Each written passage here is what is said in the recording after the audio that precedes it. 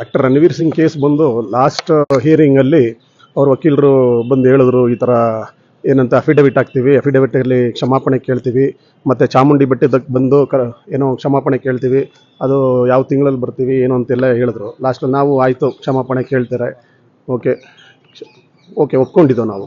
But ಆದರೆ ಇವತ್ತು affidavit ಹಾಕಿದ್ದಾರೆ.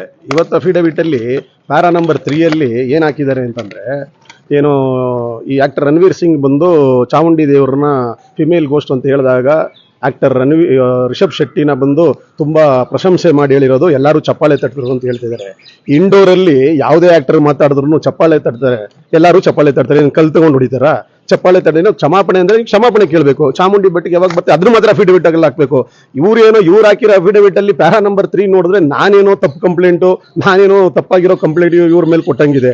ಇದು ಬಂದು ಪನಿಷಬಲ್ ಅಫೆನ್ಸು, 3 ವರ್ಷ ಪನಿಷ್ಮೆಂಟ್ ಇದೆ. ಅದರಾಗಿ ನಾವು ಹೇಳ್ದು ಏನಂತ ಹೇಳಿ, ಇದು ಪ್ರಾಪರ್ ಅಫಿಡವಿಟ್ ಅಲ್ಲ, ಮತ್ತೆ ಯಾವ್ದು ನಾನು ಅದರಲ್ಲಿ ಏನು ಸ್ಪೆಸಿಫೈ ಮಾಡಿಲ್ಲ.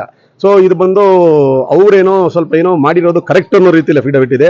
ಅದಕ್ಕಾಗಿ ಇವತ್ತು ನಾನು ಅದನ್ನ ಪ್ರಾಪರ್ ಅಫಿಡವಿಟ್ ಹಾಕಬೇಕು ಅಂತೇಳಿ ಆರ್ಗ್ಯುಮೆಂಟ್ ಮಾಡಿ ಅದನ್ನು ಮುಂದೂಡಿಸಿದ್ದೀವಿ.